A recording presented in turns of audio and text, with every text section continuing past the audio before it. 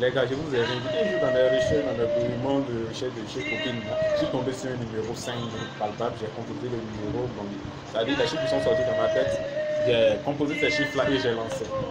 Et la fille a décroché, on a échangé bien quelques jours après. Je la rappelle et je lui demande si elle a, comment dirais-je, quelqu'un dans sa vie, un copain, soit un mari, si elle est mariée, quoi, en bref. Et elle me dit oui. Elle me dit oui, qu'elle a un copain, elle est mariée. Alors j'ai cessé dans l'immédiat d'avoir des contacts avec elle, de l'appeler même. Elle m'appelle, je ne peux pas dire, je m'ai appelé, il y a des projets, elle dit non. Donc toi là, c'est comme ça, tu es très mauvais, c'est parce que je t'ai dit non, que j'ai quelqu'un dans ma vie, j'ai un copain dans ma vie, que tu arrêtes de m'appeler.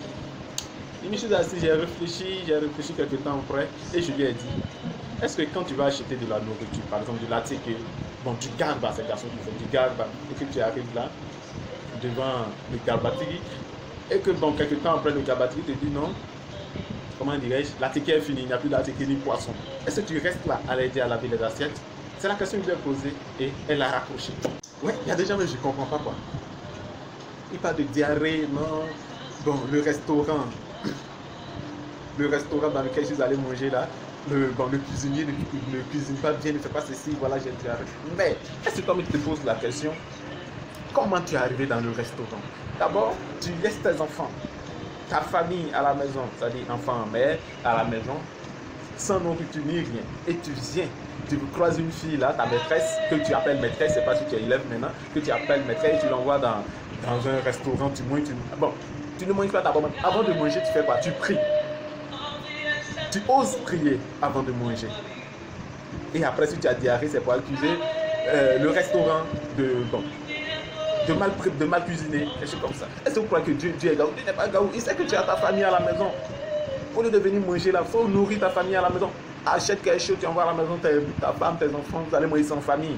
Au lieu d'envoyer des maîtresses à venir manger ton argent et laisser tes enfants, ta femme, ma famille à la maison. Non, c'est pas. Je vous dis, les sorciers sont vraiment contre mon oncle.